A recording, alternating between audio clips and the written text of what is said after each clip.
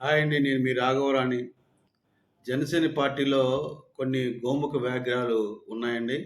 అది పవన్ కళ్యాణ్ గారు కనిపెట్టారు. నేనెప్పుడో చెప్పాను.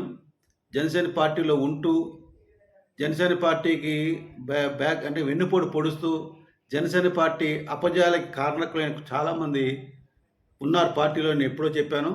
అది ఈరోజు నా పవన్ కళ్యాణ్ గారు స్పష్టంగా చెప్పారండి. ఎందుకు చెప్తున్నా అంటే అందుకే నేను ఎప్పుడు చెప్తున్నా, చాలామంది అడుగుతారు ఏంటి స్ట్రక్చర్ తయారు చేయండి, కమిటీలు ఏరేంటని. అసలు కమిటీలు ఎలా వేస్తాడండి పవన్ కళ్యాణ్ గారు? ఎవరిని నమ్మాలి, ఎవరిని నమ్మకూడదు, ఎటువంటి వ్యక్తులు నా దగ్గర ఉన్నారు అని ఆయనకి సందేహం రాదా? ఏమని చెప్పను, ఆయనతో పాటు చాలామంది మీకు చివరి దాకా ఉంటాము అని అన్న వ్యక్తులు ఎవడైనా ఉన్నాడు ఇప్పుడు ఆయన పక్కన? చెప్పండి నాకు. మీకోసమే ఉన్నామని మాట్లాడవచ్చు. ఎంతమంది వచ్చారు, ఎమ్మెల్యే పోస్టులకి, ఎంపీల పోస్టులకి పోటీ చేశారు. చివరికి ఆయన పక్కన ఉన్నారా? వాళ్ళు వచ్చింది ఎందుకోసం? వైసీపీకి సపోర్ట్ కోసం. వాళ్ళు వచ్చింది ఎందుకోసం? తెలుగుదేశం పార్టీకి సపోర్ట్ కోసం. అంటే పేరుకి జనసేన పార్టీ, వాళ్ళ వాళ్ళ ఆలోచనతో తెలుగుదేశం పార్టీ, కొంతమంది తెలుగుదేశం పార్టీ సపోర్ట్ చేయాలని, కొంతమంది వైసీపీకి సపోర్ట్ చేయాలని.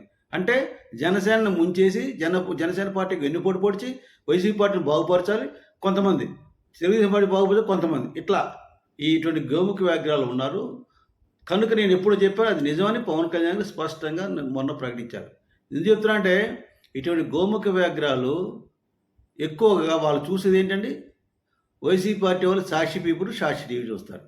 తెలుగుదేశం వాళ్ళు ఆంధ్రజ్యోతి, ఈనాడు, మహాన్యూస్, టీవీ5 ప్లస్ ఈనాడు పేపర్, ఆంధ్రజ్యోతి పేపర్ చూస్తారు. వీళ్ళు ఎంతసేపు ఏంటంటే వీళ్ళేమో తెలుగుదేశం పార్టీ గురించి గొప్పగా చెప్పుకుంటారు, వాళ్ళేమో వైసీపీ పార్టీ గొప్ప. ఇవి చూసి వీళ్ళ మనసులో అవే ఉంటాయి. పవన్ కళ్యాణ్ గారు ఎంత నిజాయితీగా మాట్లాడుతున్నాడు, ఆ మాటల్లో ఎంత నిజాయితీ ఉంది, ప్రజల కోసం చెయ్యాలని తపన ఉన్న వ్యక్తి ఎలా మాట్లాడుతున్నాడు, ఆ మాటల పరమార్థం ఏంటి, ఆ మాటలు ఎందుకు అంత మంచి మాటలు మాట్లాడుతున్నాడు అని ఒక్కడని ఆలోచిస్తున్నాడా? ఆలోచించరు. ఎందుకంటే వీళ్ళకి ఎంతసేపు తెలుగుదేశం వాళ్ళకి సంకనాకాల, ఈ ఈ జనసేన పార్టీలో ఉండి వాళ్ళకి సపోర్ట్ చేస్తూ, లేదా వైసీపీ పార్టీ సంకనాకాల, అంతే. పేరుకి జనసేన పార్టీ కానీ తెలుగుదేశం సంకనాకుతారు, వైసీపీ సంకనాకుతారు. వీళ్ళకి మానవత్వం లేదు. వీళ్ళకి పవన్ కళ్యాణ్ గారు ఇబ్బంది పెట్టాలి.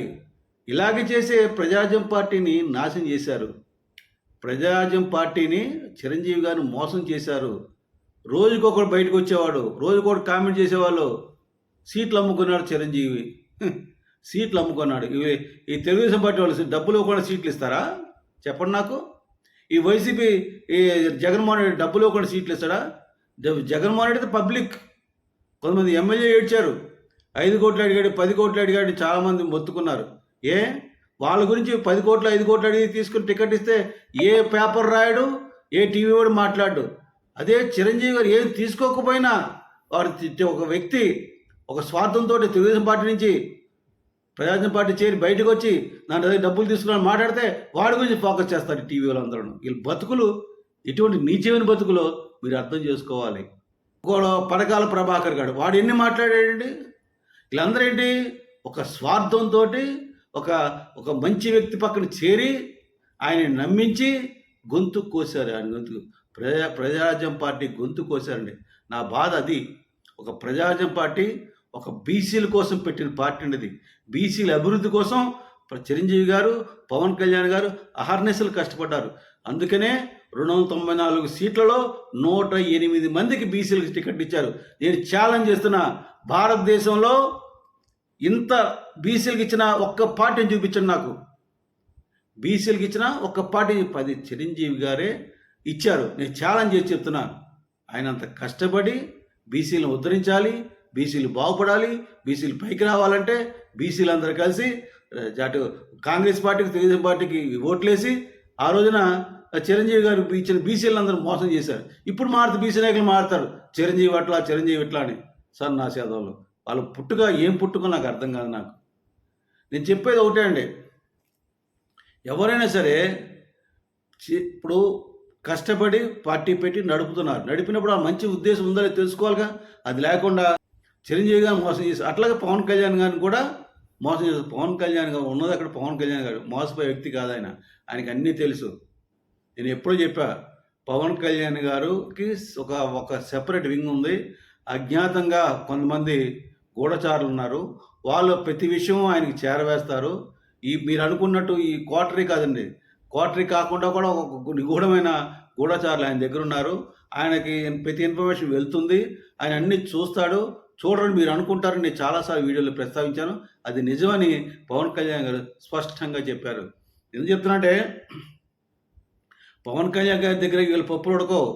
ఒక్కొక్క తాట తీసేస్తాడు ఆయన. ఎందుకంటే ఆయనకి తెలుసు ఆయన దగ్గర ఆ శక్తి ఉంది, గ్రహించగలడు, చూసి చెప్పగలడు వీడెవడు, వీడి యొక్క గొప్పతనం ఏంటి, వీడి యొక్క చెడుగు నిజంగా వచ్చాడా లేకపోతే పబ్బం గడపడానికి వచ్చాడా తెలుసు పవన్ కళ్యాణ్కి.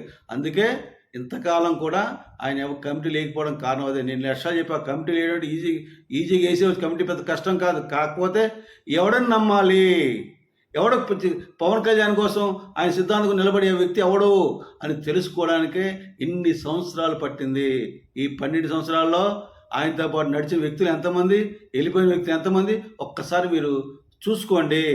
పవన్ కళ్యాణ్ గారు చాలా ఆలోచనతో చేస్తారు. ఆయనకి ఎంతసేపు లేదు, ఇది లేదు, అది లేదు, పట్టుత్వం లేదా, పార్టీలో పట్టుత్వం ఉంది. పట్టుత్వం ఉండబట్టే అటు మోడీ గారు ప్రశంసలు పొందుతున్నాడు, తెలుగుదేశం ప్రజలు ప్రశంసలు పొందుతున్నాడు, పక్క రాష్ట్ర వాళ్ళు కూడా అడుగుతున్నారు పవన్ కళ్యాణ్ గారు సపోర్ట్ కావాలని. అదే ఆయన గొప్పతనం. అది తెలుసుకోకుండా ఈ యొక్క కొంతమంది నీచులు, ఈ సాక్షి టీవీ, సాక్షి వైసీపీ వ్యక్తులు, తెలుగుదేశం వ్యక్తులు జనసేన పార్టీలో ఉండి వాళ్ళకి వెన్నుపోటు పొడుస్తున్నాడు ఈ వీడియో ద్వారా నేను తెలియజేస్తున్నాను అండి. అందుకనే పవన్ కళ్యాణ్ గారు ఈసారి ఖచ్చితంగా నియోజకవర్గాలలో 30 నియోజకవర్గాల కమిటీ నేనే వేస్తాను స్వయంగా దగ్గరుండని ఆయన చెప్పాడు. దానికి కారణం ఇదే.